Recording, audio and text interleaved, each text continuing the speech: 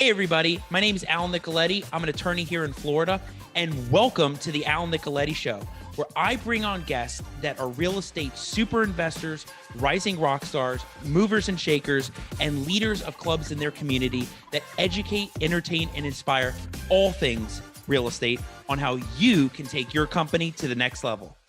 On my show today, I have the amazing Alicia Jarrett. I met Alicia about a year ago when there was some kind of title issue going on and they were about to close and they found out there needed to be this crazy probate. So all of a sudden I had my phone blowing up and it was Alicia saying, Al, there's a crazy probate. Can we get this thing done? How soon can we get it done? And from there, when I met Alicia on the phone, we went and took it off and we got the probate done. And from there, she saw the side of the probate world and I saw the side of the land world.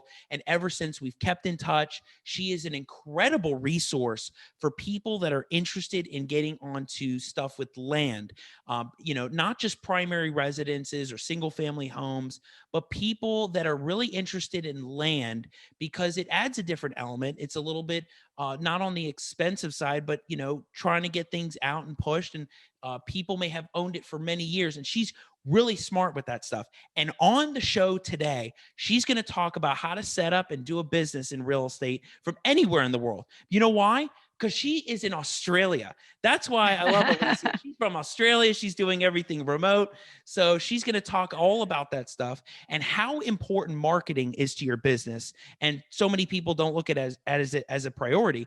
But wow, we're going to dive in that because there's so many different techniques. Everybody's got a different thing. And breaking traditions. The old real estate is an old style business and people still do things old fashioned. And well, COVID has really changed that. And people are doing things differently. And Alicia and I had talked backstage a couple weeks ago about how important this is. So without me rambling and further ado, I want to bring Alicia. And Alicia, welcome. Oh, Al, thank you for that amazing introduction. And listening to you talk about rising stars and superstars, I was thinking, I'm not sure which of those categories I fall into because I just love what I'm doing. And I think when you love what you do, it just starts to, create some traction. So thank you so much for the introduction. You're yes, for all of your listeners, I am based in Australia. So I will try and keep my speech level a little bit slower because I find when I get excited about things, I've been given feedback that I need to slow it down a bit because our Aussie accent can get a little crazy. So I'll rein in the enthusiasm where I need to. But really fantastic to speak with you again. You're right. When we first got on the phone, it was about a year ago or just over a year ago.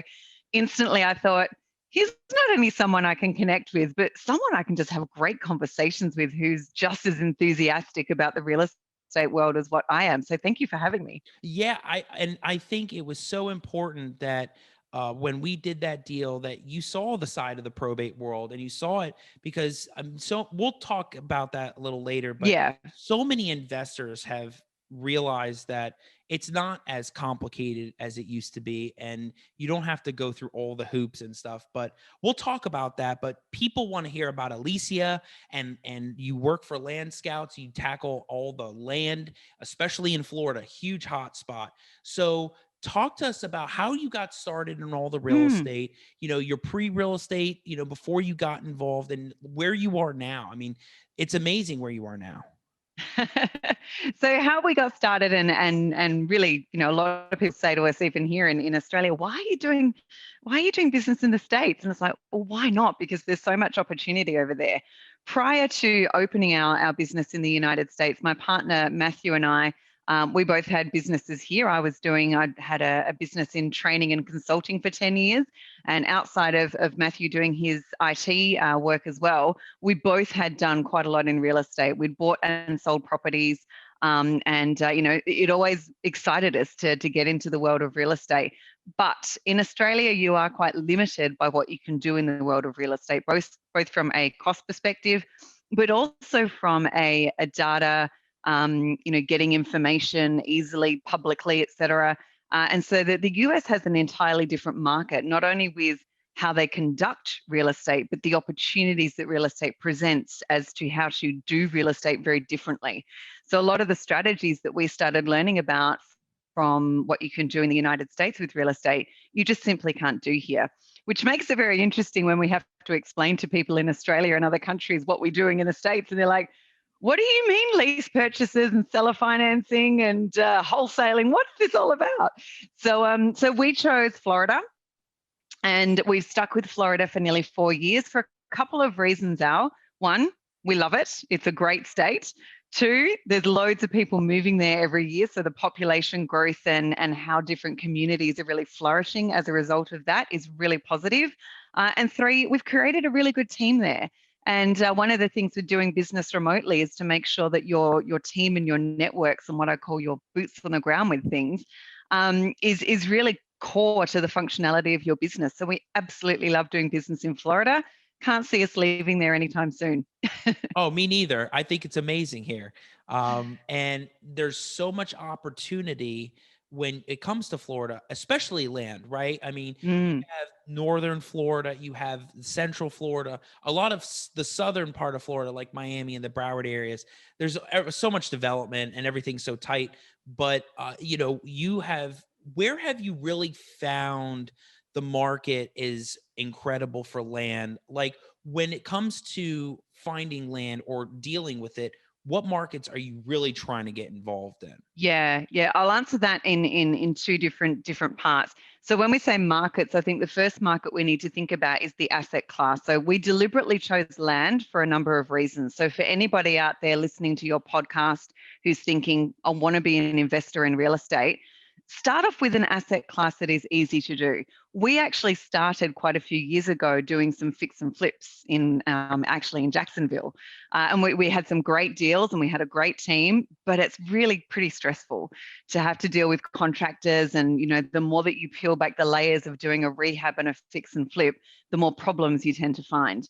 Land, what you see is pretty much what you get. And the only problems that you tend to uncover are the things that you and I have spoken about, such as, probates, liens, back taxes, et cetera, which can be quite easily fixed. So I guess to come back to your question, choosing the asset class was the first thing.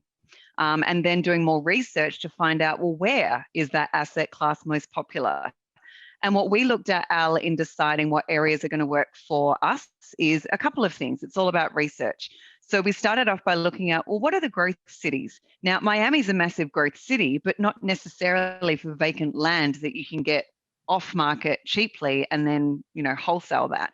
There's a lot of big developers going in there, but not a huge amount in relation to land itself. So staying away from the major cities was the first thing, and really looking at what's the activity of buyers and sellers in each of those areas. So, looking at growth in population, growth in infrastructure, growth in local development and things that were happening. Because if a city is growing and the city itself is investing into growing that city, then people move there. So really understanding which areas were having that high population growth and that growth path. Then having a look at, well, what's the typical real estate landscape like in each of those cities? Which areas? So we do a lot in Duval County. We love Duval. We also do a lot in Hillsborough, so close to Tampa. We do quite a lot in Orange County, Seminole. So we've played with a number of counties, but we certainly have our favorites, purely because we know what's happening in those areas. So new subdivisions that are popping up. Areas that were perhaps subdivided in the 50s and 60s and no one's ever used them are all of a sudden starting to be used. So it's really about doing that research and finding out which areas have the deals that are moving, and then go in there and do some what we call neutral letters to see what responses we get, so that we know when we need to turn up the dial and send out more offers to those areas. Yeah, that's amazing because, you're doing all of this or operating all of the company from Australia. I mean, yeah, you probably have some people that are boots on the ground or, in a satellite office out in either Duval or parts of Florida. But Yep. a lot of what you are really smart about and you wanted to even talk about today is how, people can do business like this from anywhere in the world. If anybody could talk Anyway. about that, it's you. And and you kind of went into it a little bit about, you went into land. It was interesting. It was something that you kind of wanted to touch on.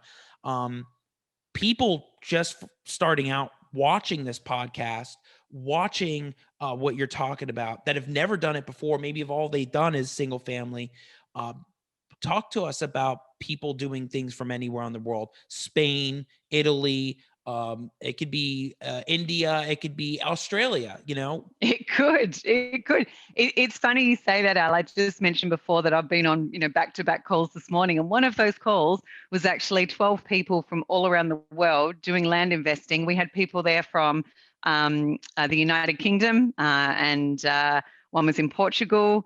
3 were in Germany. One was in South America, 2 were from Canada, and us from Australia. So we were living proof that you can literally do this from anywhere in the world. And I think I shared a story with you. Forgive me if I have shared this, but we've done a land deal in the middle of the ocean in Croatia on a yacht just because we had a laptop and Wi-Fi. So, it is living proof that you can do this business from anywhere. However, in saying that, it is about setting up your systems and processes and team to be able to support. So you just touched on satellite office. So if I can take this back for the listeners and really think through, how do you create a business that you can do from anywhere in the world? That was our goal, by the way. As long as we had a laptop and a phone, we could do business from anywhere. That might not be everybody else's goal, but that was ours. And I think if you think through that lens, you start to put yourself in a position that you have to challenge the status quo on a lot of things. So in this business, if you go out and do basic courses on how to wholesale land, one of the first things they will teach you is go and contact the county, get them to send you a list, and use that list to go and mail to everyone. Now that sounds really simple, but if you're not in the country and you go to that county office or you call them and they say, you need to come in person and give us a check, that makes things pretty difficult. So when you are doing things remotely, you often come up to these barriers that challenge you and make you think, oh, is this possible?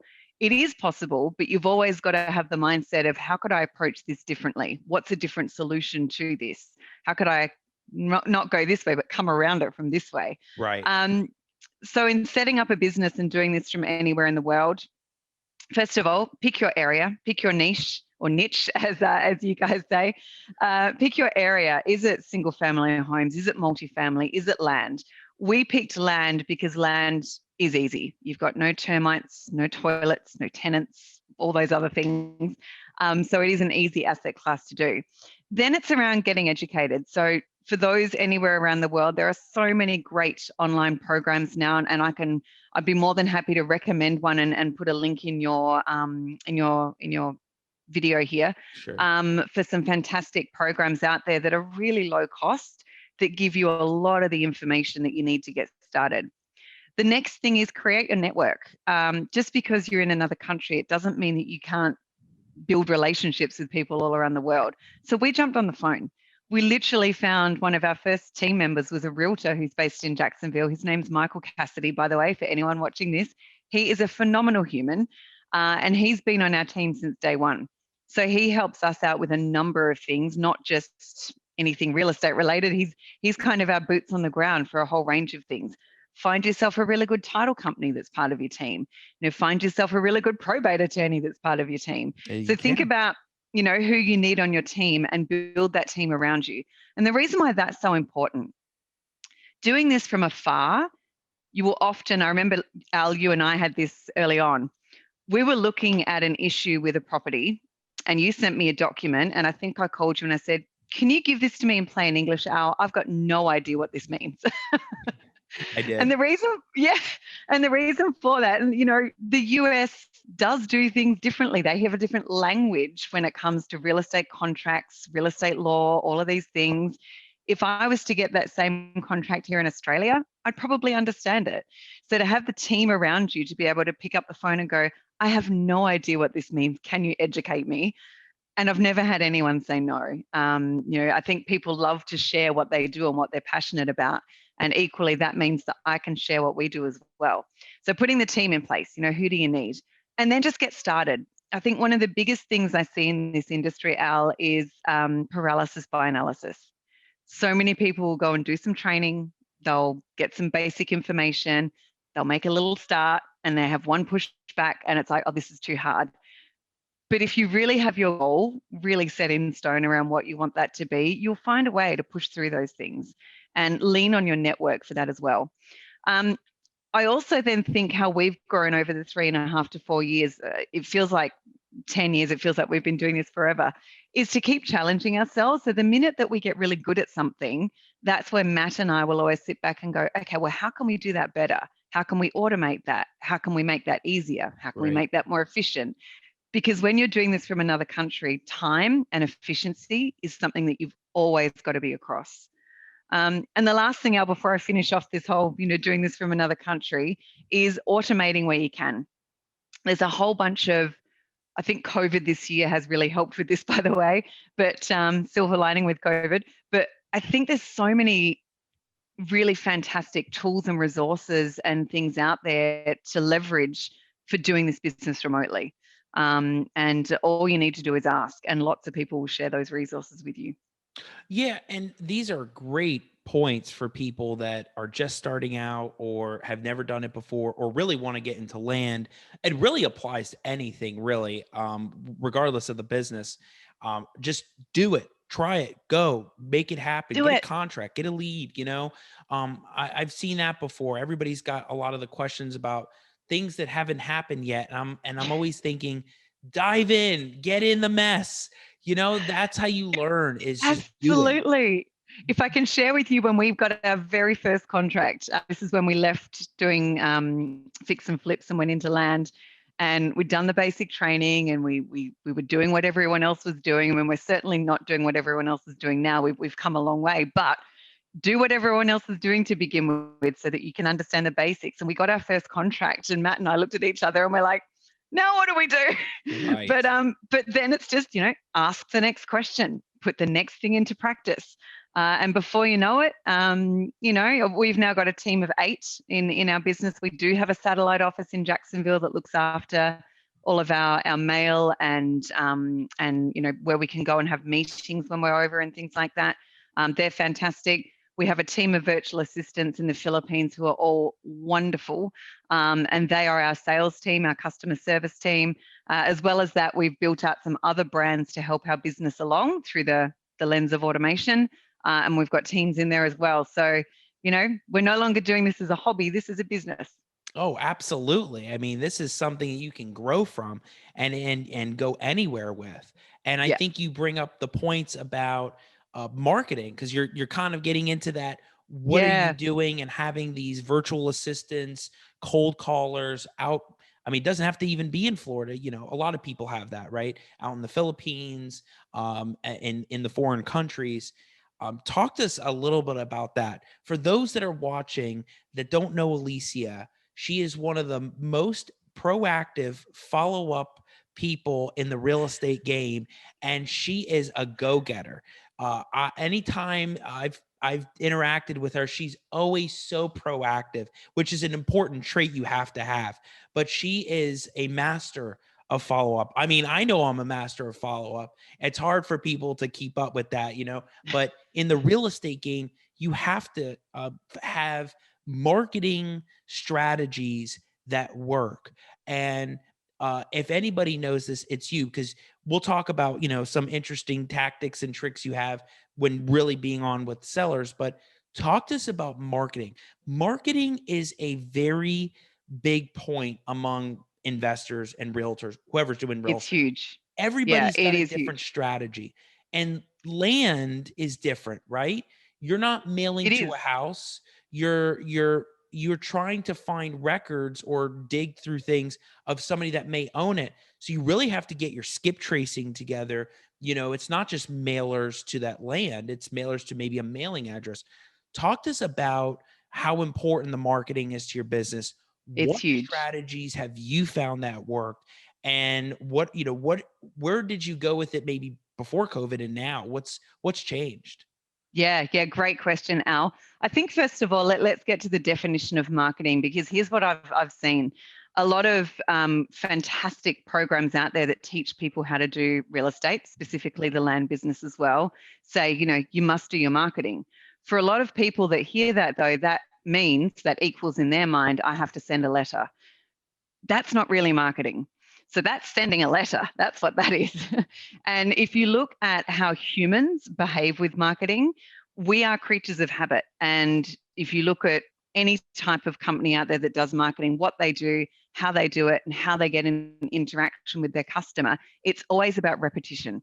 And it's always about having as many touch points as you can with your consumer. So in real estate, that's either a seller or a buyer, having as many touch points as you can and as many ways that that customer can interact with you as possible, because it should be through the lens, good marketing should be through the lens of how does the customer want to interact with me, not how I want to interact with the customer.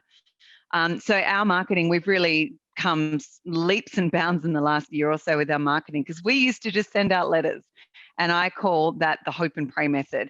I hope that that letter gets to the person and I pray that they pick up the phone and call me, but then there's no way to really impact that in any way.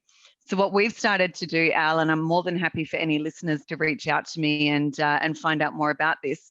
We looked at our own business first of all and said, okay, how can we look at marketing as an entire engine based upon the lens of customer experience? So if the customer, in this case, let's talk about the seller, if the seller wants to interact with us via email, via Facebook, via email nurturing as well, via different sales pages, via a phone, via SMS, via a meeting, via mail, mail definitely still works. By any means possible, if the seller wants to interact with us, how do we create a system that allows them to do that easily? So we've basically taken that traditional model, which you get taught of getting your list, sending your mailing out and taking phone calls, wrapped around that an entire marketing strategy, which is getting your list, but we do that for you. If I can take it a step back, we built this system for ourselves, but we now have it as a separate company because we've realized that so many people out there doing real estate, whether it's land, multifamily, single family, mobile homes, you name it, they all need help with marketing. Because most people who are in this business, their core skill set, a bit like me with my follow-ups, I look at that as project management. Their core skill set is about getting on the phone with sellers and buyers and closing deals. Their core skill set is not often marketing. So what we've done now, to come back to your original question, it's really ensuring that some of the pain points that people experience in real estate investing, getting consistency with their pipeline, getting consistency with their deals, making sure their offers are always being sent out, those pain points can be overcome with the system that we've created. So the system is called Supercharged Offers. And what we've done is built this end-to-end, totally done-for-you system where if marketing's not your strong point, don't worry. We build out everything from who is your target market, how do you get the correct mailers to them and make sure that your data is all cleansed, checked, extracted, transformed, and loaded. So our mailing is about 99% delivery, which is really high. So we are our own mail house now. Through to when those offers go out, how are we interacting with them? How are we interacting with these people through Facebook, Google, online ads, Instagram, LinkedIn if we need to as well, and all of the online stuff to put the brand out there. And the thing that we are trying to differentiate here, Al, is if you are an owner of a piece of land in a really hot upcoming area, we know some of those in Florida, it's highly likely you're probably going to get on average 10 offers a month for that piece of land because there's so many people out there wholesaling. Right. More so if you are the owner of a rental property that's vacant or a single family home that is in need of repairs, you're probably going to get 100 offers a month. Oh, yeah, for sure. Yeah. I mean, if you do the right strategy, you'll get so many different calls. Yeah. But if you are an owner of a property, you're going to have a lot of people sending you offers. The marketing that we're trying to get at here is how do you differentiate from every other wholesaler out there? How do you make sure that if you sending an offer out and you've got 10 other competitors that are wholesalers in that area, that the person who owns the property goes, I've seen these guys before. I think I saw them coming up on my Facebook feed, and I was reading an article on Google the other day and I remember their ad being in the middle of the article. So it's that subliminal stuff that really starts to help with conversion. So this game I call it a game because it's lots of fun. This real estate game is all about consistency, really good marketing, and good conversion. Without those things, you're not going to have a business. That's interesting that you incorporate the social media into your mailers or to any of the marketing, which many investors may already do. Who knows? But I really like what you said, because when people keep seeing it, oh, I saw them there. Oh, I saw them there. I saw people start recognizing and going, maybe that's a legitimate company to call, not Yeah. just a, hey, I'll buy your thing for cash. That's great. Look, other strategies, not just direct mail, but have you noticed texts or anything else that a lot of people like the text messaging, or anything else that has really worked in terms of land? Yeah, definitely. So direct mail still works. Let's just park that there. Direct mail still works, and we will always do that. But in terms of the online, we've definitely noticed that with the repetition marketing on social media. So we now have ads constantly running to our target audience. Our target audience being sellers that have vacant land that might have been passed down in generations, or they bought it to develop 10 years ago and they've never done anything on it. The target audience, people that are sitting on land and nothing's been done with it. We know who they are, and we're targeting ads to them all the time. So we're now seeing a very different shift in our business for two reasons. First reason is the demographic of sellers is changing. So sellers, even after a few years ago, were our parents' generation that tended to own land and have land passed down through many generations sometimes as well. Now, that's over the last few years, whether or not they have passed on, bless their souls, they've left that to the next family members. And that's people like you and me. Now, we don't necessarily respond so much to a written offer, but we're more likely to respond to an online ad or something that entices us to read more online. So we're now at the point in our business after 9 months or so of doing ads that we regularly on a weekly basis get people contacting us to say, hey, I've seen you guys around. I've got a piece of land, don't know what to do with it. Can you help me? And that's brilliant. If your marketing can get to that point that purely just organically people are now asking you for offers, it can work. I think the thing I want to point out to your listeners here is sometimes people expect that to be an overnight solution. It's not. It's about building an audience, building your credibility, and building a brand. And that's really what our system does for people. Yeah, you have to build that kind of image. You have to build that trust, or people, it's all about optics too. Yeah. People like to see the image, the logo, the company, that it's there. It's not just an entity.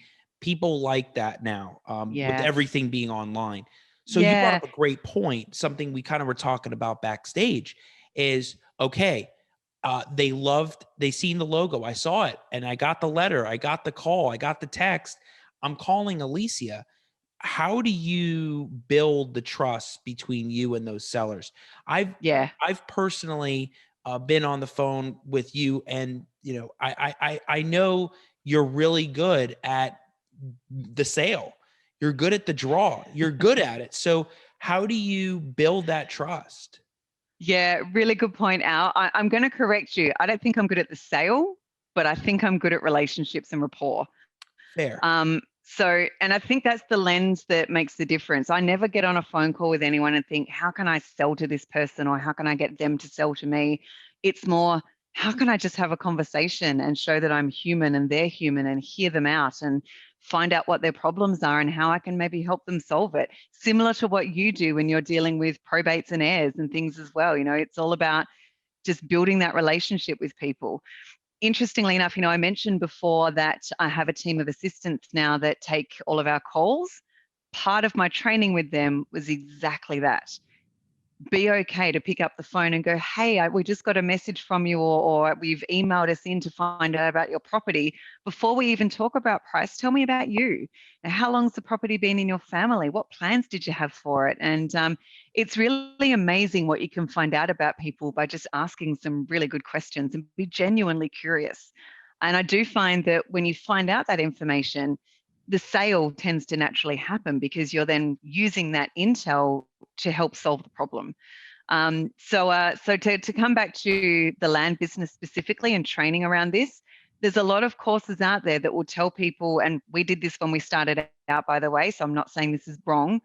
There's a lot of courses out there that will say to people, send out your offers and have everyone call and leave a voicemail. But for me, that's, and we did that in the beginning until we grew. For me, that's a missed opportunity to start a relationship, because this business is all built on trust. If they trust you enough that you're going to fulfill the requirements of the contract, then they're likely to sign that contract over to you. So most of the time, they want to speak to you and make sure that you are credible. And if I can share with them, like I have the team take the initial calls, and the team's fantastic with that. But oftentimes there's sellers that want to speak with me because I'm the one that signed the letters. And they just want more information. And a lot of the times that just comes from a place of they just want to be reassured that I will help them with their problem and I will fulfill on the contract. Simple as that. Yeah, they read the letter and you signed it, so they want to talk to you. Yes. And yeah, they don't want to talk to somebody else. Who's Alicia? So, and the points you brought up about building trust, building rapport, especially for people and sellers that have owned this property for in hundreds of years, 3 generations, whatever it is. That's tough. I mean, to really talk to them about selling property that's been in their family, sentimental, or land. I mean, whatever it is, it could be on water, it could be Yeah. and anywhere. It's hard, and I think that helping educate that seller so they can make their decision to sell and Yeah. explaining, both ways is really important. And I'm sure you've seen that all the time. Yeah, Uh, definitely. Can I add to that, yeah. Al, just by saying that for me, full transparency is key. So to give you a classic example, we've got a seller at the moment that's wanting to get rid of 33.2 acres, which is a big plot of land. It's in a farming area, but it's got some beautiful houses in the area too. The 33 acres itself is made up of 3 components, and one of them has a pond on it and is classed as a wetlands. The other 2 are definitely usable for farming. And the seller has a particular price in mind. And I spoke with him the other day and I said, well, look, nearly a quarter of the land can't really be used because of the pond and the wetlands. So if you are thinking of using it for farming, that's a bit of a problem. And he said, well, the pond, let me give you some history. My grandfather actually built that pond with his own hands. So it's pretty sentimental to us. So we don't really want to fill it in. And I was like, that's wonderful. I love that that was your family history and that he grew up, swimming in that pond and fishing from the pond and a whole range of things. But then I had to have the open and honest conversation with him about what other properties are selling for in the area when parts of them can't be used. And just through that conversation, he's like, yeah, okay, I get it. And that's led to us now negotiating on closing the deal with him. So, just have a conversation. Yeah, that's incredible that you came across something like that, because people will hold on to that land forever because of those stories. And here you are all of a sudden coming in wanting to buy it. It's a tough decision also for them. So that's Yep. incredible. Wherever it is, that's amazing. So you said something interesting. It's getting to a close, right? It's Yep. it's going to happen. So what is one of the most important tips or tip, whatever it is, to lock up your deals? Like, what do investors that are starting out, maybe seasoned, or that can totally learn from Alicia, what's that tip to lock up the deals? Yep. Communication all the time. And the reason I say that is a lot of people will send out offers and an offer will come back signed, never even spoken to the seller. That is very typical. They just want to get rid of their properties. They sign a contract, they send it back to you, and it's like, okay, great. When we get that contract, a lot of other people who do land wholesaling might just start the processing of, getting rid of that property without really conducting the conversations back with the seller. So our team has quite a detailed process that we go through. One of them is as soon as we get the contract back, we put it in writing to the seller and thank them wholeheartedly for, trusting that contract to us.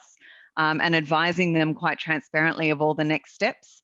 The following day, one of our team members picks up the phone to that seller and says, just want to check you've seen the email, want to walk you through what our process is and reassure you of a couple of things and just make sure you haven't got any questions. Through the length of the contract, and most of our contracts go for 6 months, but we tend to close a lot sooner, particularly in the current market. Through the length of that contract, our team conducts regular calls with our sellers to keep the relationship going, to let them know where we're up to with the process. Because I think sometimes in the absence of information, people just make up assumptions. An assumption is simply a story we're telling ourselves in the absence of information. So if we can help our sellers, particularly who are entrusting us with their land that they want to get rid of, by consistently communicating with them, we're going to have a better experience at the end of the day for us and for them. Because if any problems arise later, like if you and I get to the stage closer to closing and we go, oh, hang on a minute, there's a problem with title, because of the relationship we have with the seller, we're probably more likely to be able to get that fixed pretty quickly.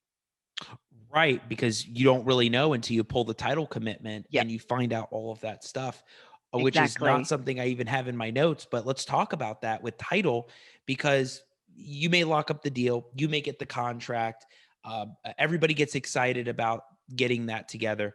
But then you come to the closing or close to the closing, and there's all these procedures with the title company.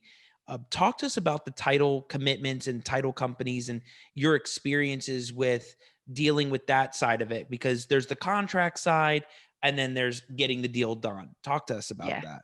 Yeah, absolutely. So first of all, I think from the contract side, we do say in our contracts that, we will basically fix all of the issues and pay all of the fees, et cetera, et cetera. But it is conditional on what we know at the time. So the seller still has to give us a clear and insurable title at the end of the day.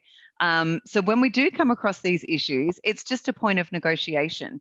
If there's enough spread in the deal, we might decide to just pay for that ourselves and help the seller fix that problem, because it's honestly, some of these problems have been going on for years, or have become complicated due to the fact that properties have been in the family for so long. So if there's enough spread in the deal, we'll be open with them and say, hey, we've found this issue. It is going to take this amount of time and cost this much, but in this situation, we're willing to pay for that. I've had other sellers where I've said exactly the same thing, but gotten to, it's going to cost this much. Are you okay to go 50-50 with us in this, so that you can still walk away with a profit? We can still walk away with a profit and be reimbursed for what it's cost us to get the deal, and everybody wins. So, it's just a case of, again, picking up the phone, having a conversation and being open. I think sometimes in this industry, sometimes people have a fear of the telephone.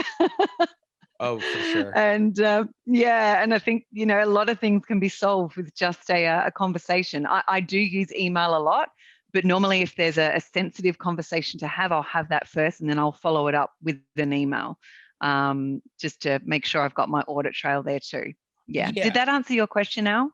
It did, because I think a lot of what happens at the end of a deal is not only just the title part, but making sure everybody's in communication about what's happening.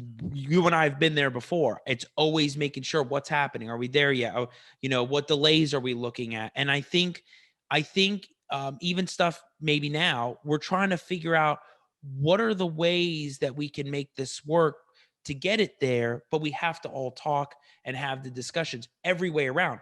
Title company to attorney, seller to title company, because a lot of the sellers don't know what title is, right? When they hear those words, there's not a clear picture of what that means. We understand, you understand, but they don't see it from everybody else's angle. And it's hard. You're right. And that's what you're kind of going as, the communication. Yeah, the communication, but also using the right people for the right messaging. So I lean quite heavily on our title company, and that's probably where you get the impression from me about being the consistent follow-upper, because I think my poor title company, I probably send them about 50 emails a day. and I'm on the phone to them pretty regularly. Where's this at? Where's that at? But that's all about project management. You know, the whole end to end of a contract is a project. What you do with that in the different stages is about effective project management. And sometimes when we come across certain issues, I've said to my title company, this is actually going to be more credible if my seller hears it from you. So can you pick up the phone and explain X, Y, and Z to them? Because I think coming from you, you're going to be able to position it a bit differently, and they might have questions that you can answer that I can't. Similarly, I might go to you to do that, or for me to do that. So it's really about asking ourselves, what's the outcome that we're looking for here, and who's the best person to help facilitate that? Because you're so right. We all have to work together to make a deal happen. There's not just me with the contract and a buyer over here and a seller over here. There's a whole team of people that make that happen. And to come to your point around, you know, sellers not understanding a lot of the language, to be fair to the sellers, I didn't understand the language before I started in this business. So I put myself in their shoes quite regularly and think, you know, if this is the first time they're seeing a title commitment, how can I help them understand what this all means? Because when I first saw it, I had no clue either. It's double language. Even to go back to a seller and say, you know, we need to do a quiet title. Most of the time, they don't know that needs to be done, or they don't even know what that means. So to use it in language that they can understand, you know, to say, we need to do a quiet title, but let me talk you through what that looks like. That means we've got to go out and contact a whole bunch of people that might be in your family lineage, that need to have an opportunity to come forward. And if they don't, and if they're all quiet, we're good to go. So putting it in language like that they can appreciate and understand, I think is also helpful. 100%. I think that you have to break it down that way. And Yeah. it's hard because title commitments are very detailed, and just saying here it is not going to be receptive to them. They're not going to come out and say, "Oh, I get it now." As in sometimes for investors and sellers and buyers, everybody, it's complicated. So in terms of the title world, and now you're going to closing, what would you say? And we're going to talk about probate. So if the answer is probate, we'll talk about it and get in. But what would you say is like the biggest deal killer when it comes to any of the deals that you pick up, whether it's right before contract, closing? What's that biggest one? Biggest deal killer is sellers and buyers walking away at the last minute. And that happens. You know, you're dealing with humans. We had one recently where the seller was all fantastic and great, and at the last 2 weeks they've literally disappeared. And my heart is hoping that COVID hasn't got them, but highly likely they were an old person. Literally nothing. We've sent people out to the house, no one's there. It's like they've literally disappeared. So, you know, getting all the humans to line up is often the biggest thing that can kill a deal. But equally, yeah, not even equally. I think it's all about people at the end of the day, because terms and conditions can generally be sorted out. Probates can generally be sorted out. A lot of the technical things that come up generally have a solution. So it's making sure that you're keeping everybody happy throughout the process, and also making sure that your due diligence is really, you know, the way that my team and I do our due diligence is pretty thorough, so that you can try and preempt any of those things before you get to closing. But yeah, the main thing that kills a deal is people changing. Fascinating. So I know, and the answer is always different. Each investor, each realtor, it could be the appraisal, it could be sellers and buyers, it could be everybody figuring out payment at the end. It's just interesting how everybody's got a different perspective on deals happening. And Yeah. how do you handle those situations when they happen? Again, conversation, you know, it might be just finding out. So with this particular seller, and that this deal did fall through, because that does happen, but with this particular seller who went missing, we arranged for a mobile notary to go around to the house, and we asked them to go a minimum of 3 times at 3 different days and times of the day. We skip traced them to see if they've changed their number. We sent them registered mail with USPS that somebody had to sign for, and nothing showed up. So, you know, you just keep trying different things to try and find them. And sometimes it's okay to just say, okay, rather than wasting any more time on that, let's move on to the next deal. Our mindset is around every minute that you spend on something that can't really be solved is another minute that you're not spending on something that could be solved. So, making sure that if the deal really is gone, let it go, move on, think about the lessons learned with it, and always look to improve on that. But if it is a situation where, maybe in terms of payment, or we have had some deals where it's gotten to the final HUD statement and the buyer and seller have said, hang on a minute, that's not what I agreed to. And then we look into it and it's just a case of, okay, well, if I adjust that number there slightly and adjust that number there slightly, is everybody happy? Great. Okay, we resubmit and we go. So I don't ever believe that anything is set in concrete until it's closed on the day and everyone's got their money. And always looking at those alternatives through the lens of, well, as long as everybody still wins and everyone's happy at the end of the day, that's okay. It's funny because in the world of litigation and law and getting to mediation, I had a mentor of mine said, usually when everybody comes to an agreement, everybody's unhappy, and that's always a good deal. So it's funny, we see it from the other way of, when everybody's happy, they get all their checks. That's when it all happens. That's great stuff. So Yep. we have to talk about probate. We could never get off this show without talking about it. So first thing that we ever worked on was a probate. I think what happened, it was done in 2.5 weeks. It was great. We had everybody on board, got it done, sold. So talk to me and the audience about your experiences with probate, whether successes or nightmares, before you met me, and maybe during and now that you see the difference, about the efficiency, because there's a different efficiency. Probate is a weird world in real estate, especially with land, Yeah. family homes. So talk to us about that. So I'll start with the before. So before, pre-Al in my world. So I guess we had a couple of deals very early on that required a probate, and we walked away from them because our mindset around it was, that's really difficult and I don't really know all about it. And if I'm dealing with wills and people and a whole bunch of things, that could get really messy. So we walked away from them. And we probably shouldn't have, but maybe that was also based upon the stage of learning that we were at around the land business and having the confidence to be able to tackle some of these bigger problems. So when you and I had that first one, I think confidence had grown, and experience in doing deals had grown quite a lot. So I was ready and open at that point to go, okay, let's look at this and teach me about the world of probate and what this all looks like. Upon reflection, it's not that hard. So Right. maybe I should have looked at those deals. And I think it's not that hard because when you've got somebody like you that I can pick up the phone to or drop an email and go, Al, I've got this situation. Can you give me some advice or let me know your thoughts? Can you call my title company and have a look at the research they've done and here's the title commitment, give me your opinion. When you can do that and get the facts right and then know what you're dealing with, you can then have more conversations with your buyers or with your sellers. But without that information, it does make it very, very difficult. So my experience with probate so far is, unless you really know what you're doing, don't try and handle it yourself. Grab somebody like you, a great probate attorney, to help walk you through it.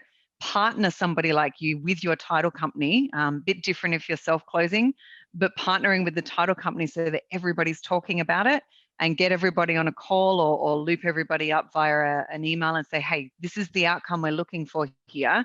Let's talk about everybody's role in this and how we get this going. And now I don't look at probate as scary. I think it's part of the process, and it's so common, just due to history. Right. It's just another real estate transaction with a puzzle, and at the same time making sure everybody is connected and on Yep. board and figuring out what you have to do. And that's great that you see it now that way, because so many have seen it as this nightmarish 2-year process, 1-year process, and it doesn't have to be if you figure out what's going on. And I'm sure one thing that you like, even as an Yeah. investor, is, and I've seen this too, is that you like to know everything right up front. Get it. What are we looking at? Because you don't want any surprises later. And so many, Yeah. yeah, I know. I've seen that. I'm the same way, right? Like I want to know what are we looking at? What are we dealing with here? Yeah, here are the nuts and the bolts, and let's figure it out.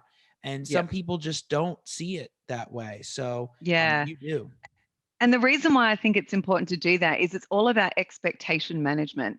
If you have to go back to a seller and say, we need to do a quiet title, and there's 8 heirs that need contacting, and those heirs have got, nieces and nephews there, and at our count, we count 15, this could take a little while. Versus if we can go back to them and say, well, we've only found 2 people that we need to contact. It all sounds pretty simple, and we've only got the break in the chain of title is only this little bit here, then it might be pretty okay, and it might happen pretty quickly. So if we can help to manage the expectations of people, then they're not upset when those expectations aren't met because they've already been told. Right, right. Everything up front is the best kind of communication. That way Yeah. everyone's on the same page and everything is clear. So that, yeah, all great stuff. So we have to dive into the real estate old fashioned style business that we were going to talk about. Before we get into that, and this kind of segues into this, is before March, before COVID hit, everybody was kind of doing a different style in real estate. Some didn't Mm, change. I've asked some people, has your methods and style changed after COVID? Some have said no. But mm, before, everybody was on a roll doing the same old, same old, same old. Now COVID hits, everybody's doing everything virtually, everybody's doing it all online. But technology has really helped keep a constant, right? In the whole COVID world. It was there, Zoom and stuff like that was there, but yep. people weren't using it. So talk to us about breaking those traditions and kind of intertwined with COVID, right? The old styles kind of out, like technology is in. How can we automate this, make it easier, being efficient? I mean, look, you can sit where you are right now, have a cold call list, call and make a deal from Australia to Florida. Yeah, we can. We can do anything. I guess for us personally, it probably hasn't changed a huge amount in COVID. If anything, it's probably just made it easier for the people we're working with to put different alternatives in front of them. So we were always very much on the fence, not on the fence, in the team of let's try and do things virtually. Let's try and automate where we can. And sometimes we would deal with people that weren't comfortable with that. So I think what I'm seeing the shift is that people are now more comfortable in doing things a little bit better, and a little bit more efficiently as well. So I guess with the use of technology, I wish I had have bought shares in Zoom before COVID because we were already using it, but we missed that boat. Right. um, I guess first of all, it's always in this real estate world where it is a very traditional business. The whole act of real estate, of buying and selling an asset from somebody, and using traditional methods of brokers and realtors and certain old style contracts. And it always makes me laugh that contracts are still in Times New Roman, like it's a font from 50 years ago. Right. But Right. Something new. there's this old style way of doing it that is very transactional, and very person to person transactional, and that's even down to the marketing side I talked about before. Going out and going to the county and getting your list and finding a virtual assistant to cleanse your list, and going to a mail house and getting them to send it, putting something together with USPS to have your mail sent back to you. It's all very transactional. So I think what I'm seeing now is this trend to more towards functional, which is what's the function that we're actually trying to achieve end to end, and how do we make sure that the right things are talking to each other, and we can kind of systematize this in some way. And we've certainly been able to do that through our VA team and things like using an appropriate CRM for effective virtual management of resources and tasks and contracts.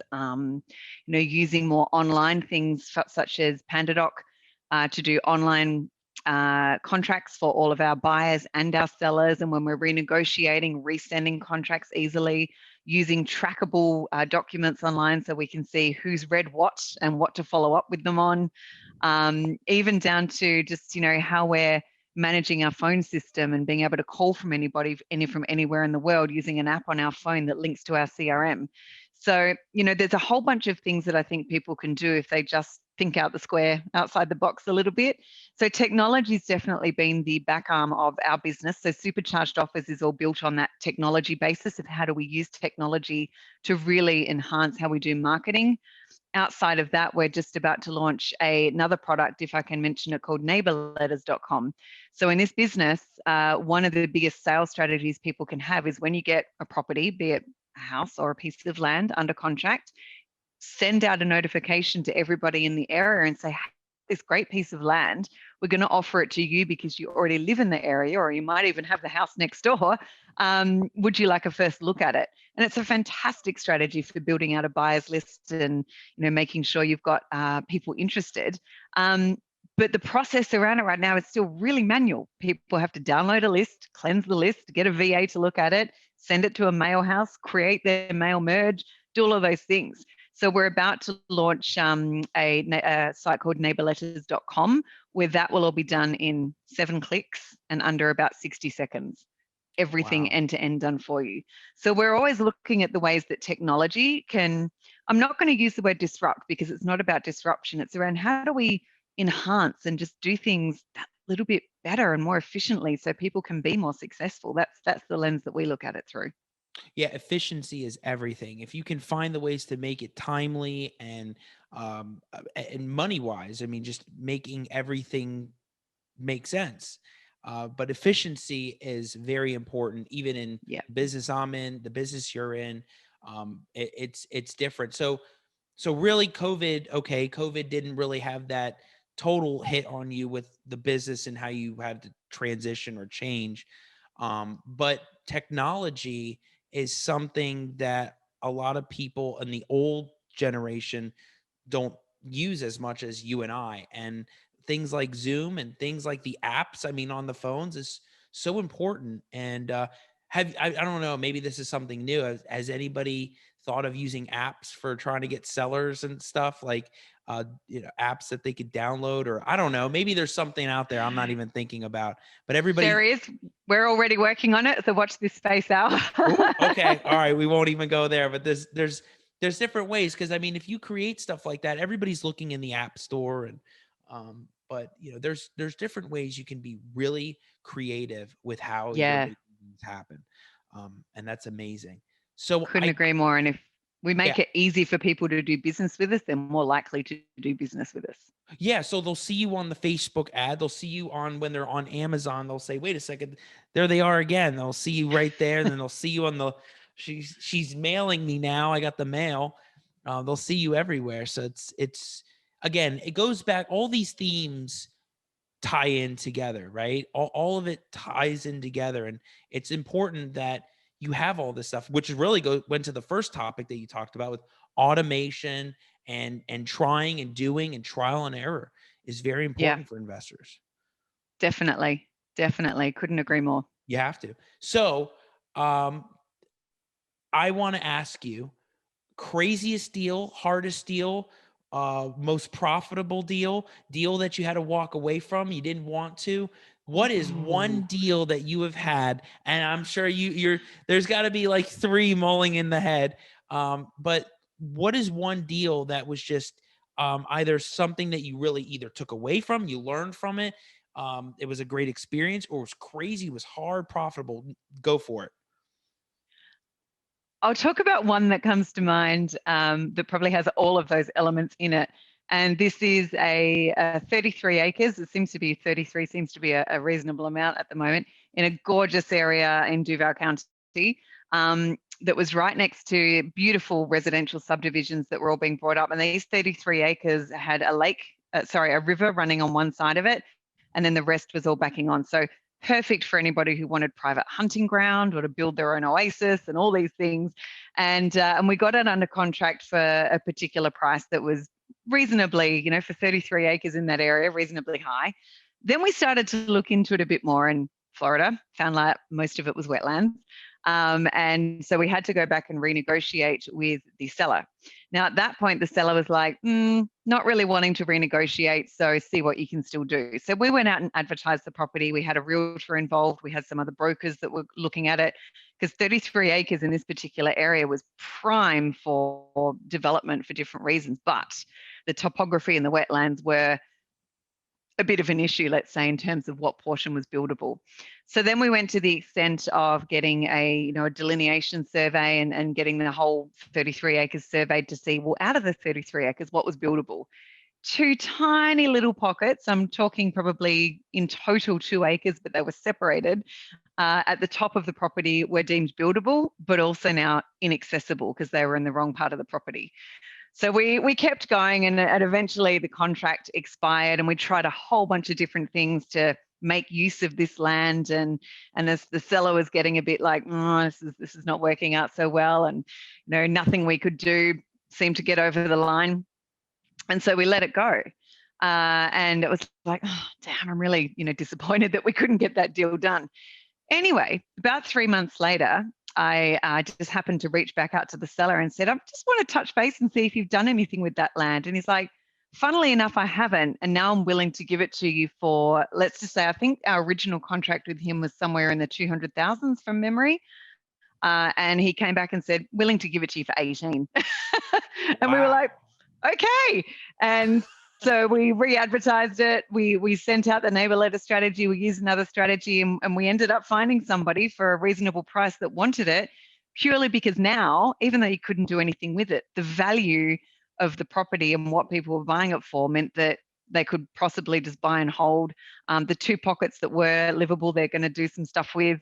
And now they've got this private hunting ground residence and wetlands that they can go camping in with their family if they wanted to. So I think sometimes it's just about, again, that constant negotiation with people and always looking at the alternative.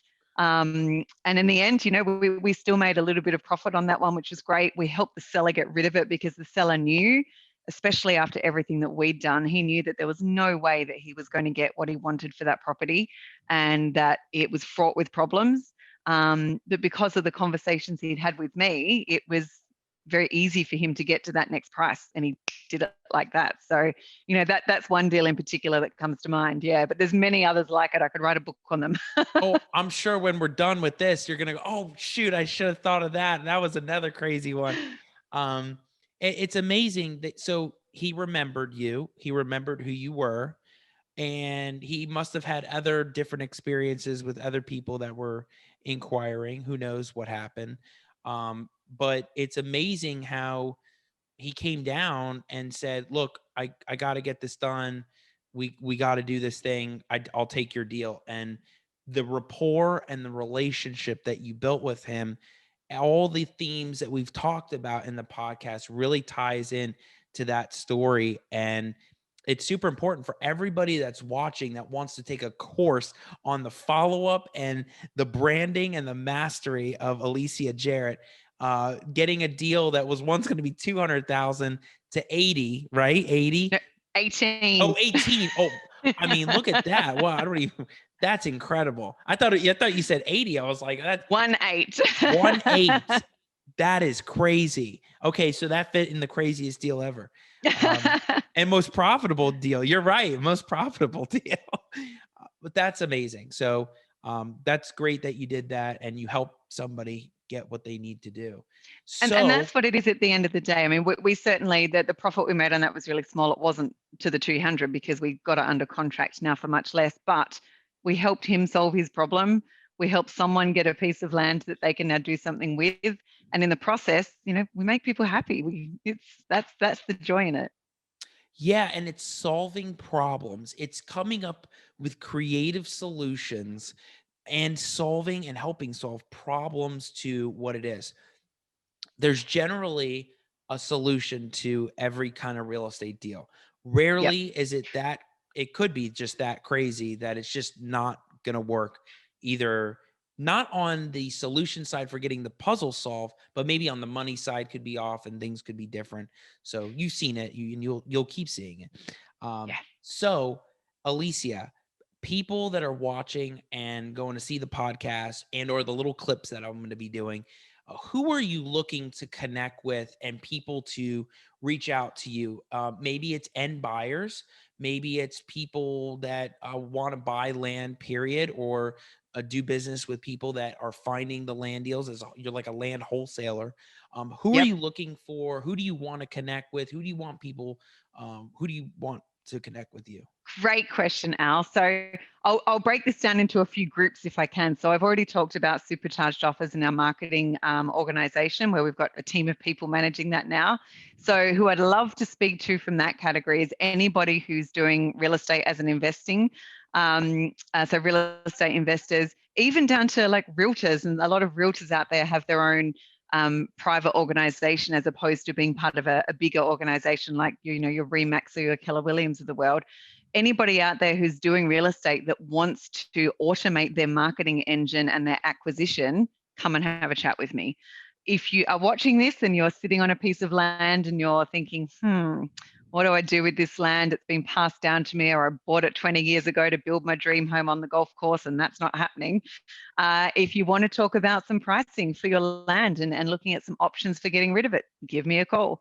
Equally, if you're a land acquisition specialist or wanting to look to buy some land to either build on or develop or use for hunting or recreation, anything at all like that, then give me a call for that as well. We're happy to help for any of those things.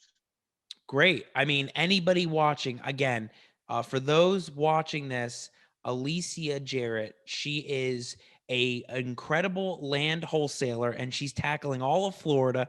She's always going after the land. She has a strategy to it. You don't have to deal with the tenants. You don't have to deal with anything else on the property. It's land. It's incredible.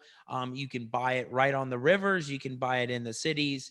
She is an incredible resource for those that want to tackle land. And actually, Alicia, there is Carolyn Morales in Clay County and Duval. She loves land. She loves land, loves the tax deeds, but she loves land.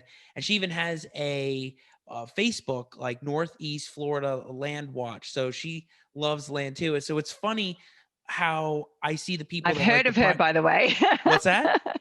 I have heard of her. Yeah, she loves land. And she has the same kind of idea about land as you do. You don't have to deal with the mess. There's people that want to build on it, and you can make a lot of relationships with people. So anybody out there really interested, reach out to Alicia. We'll make sure, Alicia, that we have your contact information, which, speaking of, how can people get in contact with you and what are the best ways? Yeah, wonderful. So you can email me at any time. I'll give you my main email address, which is Alicia, ALICIA, at landscouts.com, LANDSCOUTS, landscouts.com. Or you can give me a call, 904-302-7327. There you go. Anybody wants to connect, go for it. She is an incredible resource. So, Alicia, before I wrap it up, any last words? Anything you'd like to tell anybody? Last words of wisdom. I would just love to say thank you to you, Al. And, I think last words of wisdom is create that team and keep leaning on each other, because it's amazing what you can do on your own, but it's even more amazing what you can do when you surround yourself with the right people. And you are one of them. So, thank you for this opportunity to talk about what we do in our land business and our marketing business and what we love and how we've created a lifestyle to do from anywhere in the world. And I think the living proof is, if I can do it, anyone can do it. I didn't know anything about the land business before I started, and that's the living proof. And you're so passionate about it, and I loved having you on here. I was really looking forward to it too, because Me of too. the land aspect is amazing, and how she is in Australia. So you don't have to be in Florida or wherever you are just to do real estate deals. So, Alicia, again, thank you so much for coming on. People are going to take away so much from this, whether they're new, seasoned. So thank you for taking your time and coming on my Thanks show. so much, Al. I really appreciate you, and thanks again. All right, everybody. So if you like more content like this, if you want to see the videos, if you want to see stuff on probate, quiet title partitions, you can check out the YouTube channel at Al Nicoletti. There's all the videos there. You know, comment, share your experiences. You can also find me on my Facebook page. It should either be at Attorney Nicoletti, or you can find me at Al Nicoletti. There's content, there's graphics, there's videos that are posted weekly. So you can find this, and you will find this video on that page. So everybody, thanks for watching, and I will see you next time on the Al Nicoletti Show.